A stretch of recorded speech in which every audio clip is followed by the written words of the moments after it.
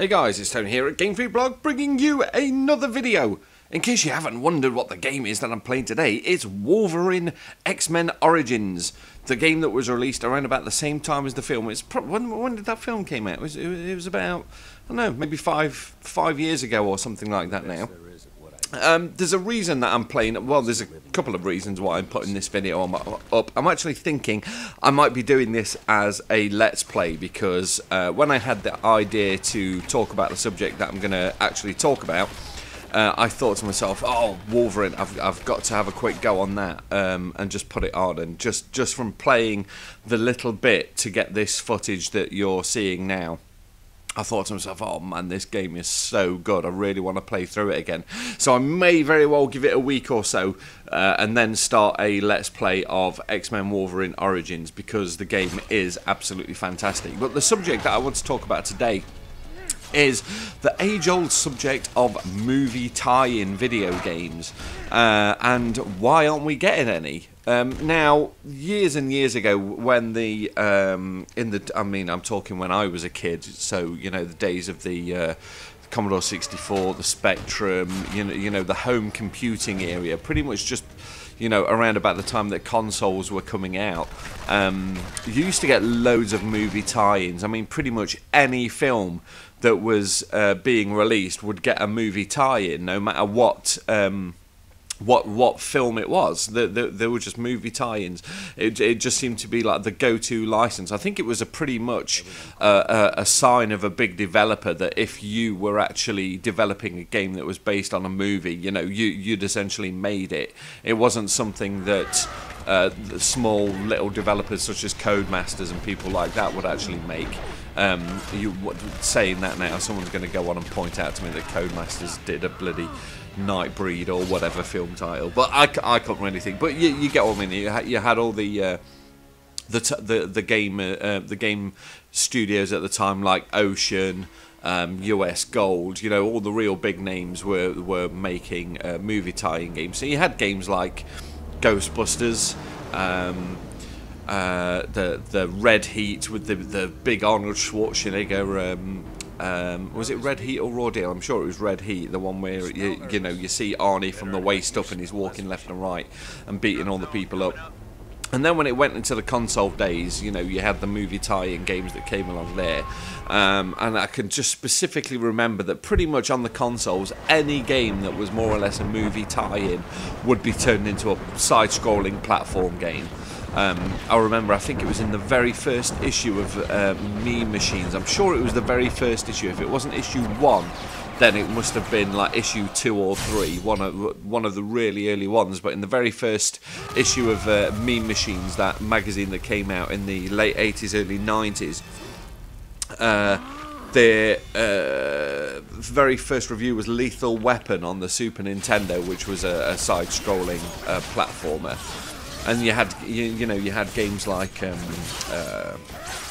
what's the Blues Brothers side-scrolling platform game, Addams Family. There were 2 Addams Family games on the SNES, I seem to remember. There was Pugsley's Scavenger Hunt, which was a side-scrolling platform, and then there was the Addams Family game itself, which was I think it was like a top-down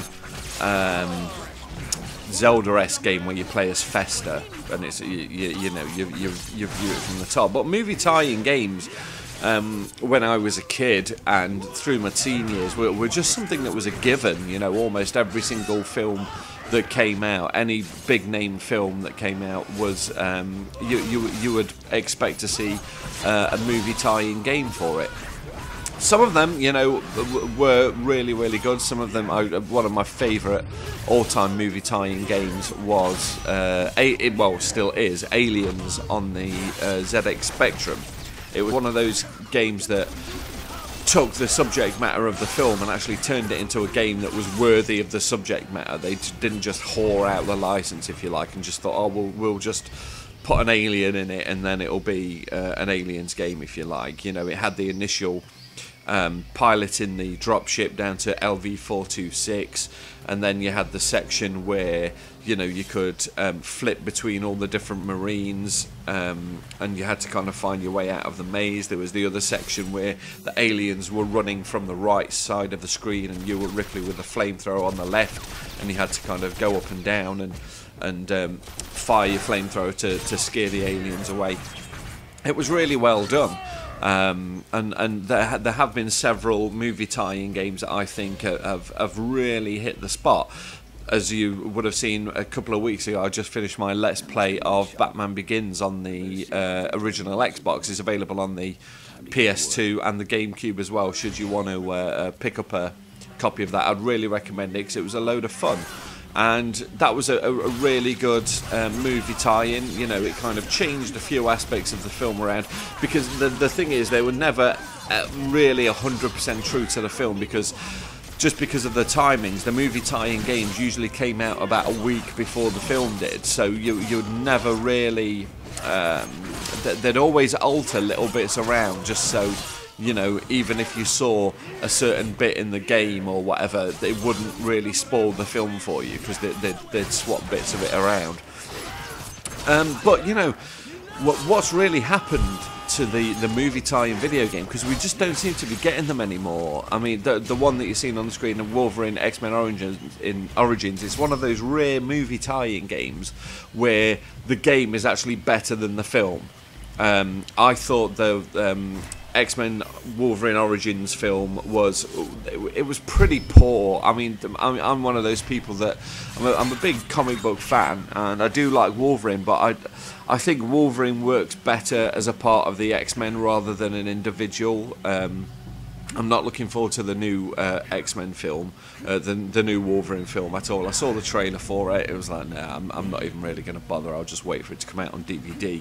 But, you know, if you just think of the amount of films that have been and gone over the past couple of years, really. I mean, I think the last proper big movie tie-in game that I can remember was probably The Amazing Spider-Man, which was out, you know, last year, and I think that was like the last big one. There was no movie tie-in game with The Dark Knight Returns, or the last two, you know, Christopher Nolan Batman films. And you just think of all of the kind of films that have been coming out recently that are pretty much, you know, video game fodder. I mean, Cowboys versus Aliens. I mean, the title itself just screams video game. You know, online multiplayer of Aliens versus Cowboys. You know, they could have made a decent film out of that. District 9, I thought they could have made quite a decent a game out of if they would have kind of altered it around a little bit.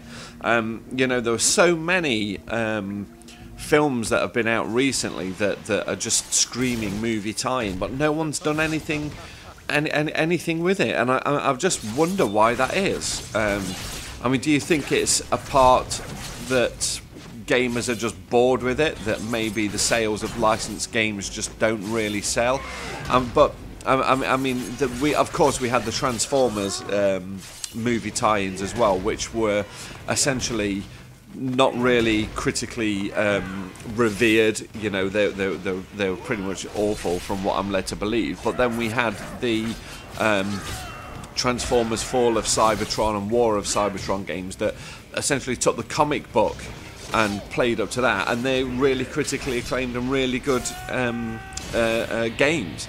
So I don't know what it is about the movie tie-in. You know, I just seem to remember them being around forever when I was a kid. Any new film that was coming out, you know, that Superman. You know, we've just had Superman out at the cinema. No new Superman game. I mean, and Superman's notoriously hard to turn into a video game anyway. I can't really think of a Superman game that's been successful. You know, the less we say about Superman 64, the better. But I just don't know what it is. Is it a case of publishers just really don't want to take the risk? Is it that developers just really don't want to do it, that they'd rather work on some new IP? Is it a case of when they do come out, they just don't sell? I don't know. So, I mean, what's your opinion? Do you miss the movie tie-in video game? You know, is there a film that's been out recently that you would have liked to see a video game version of, you know, whatever that thing is. You know, there have been some real stinkers in the past, you know, for every kind of aliens on the spectrum. You've got Fight Club on the Xbox, you know, for every Wolverine, X-Men Origins, as we see playing here, you know, there's a Transformers Dark of the Moon bloody video game. So, you know, what do you think? Is it about time that we saw some movie games being brought back, or are they best left to memory? So, guys, Tony here from Game Freak Blog.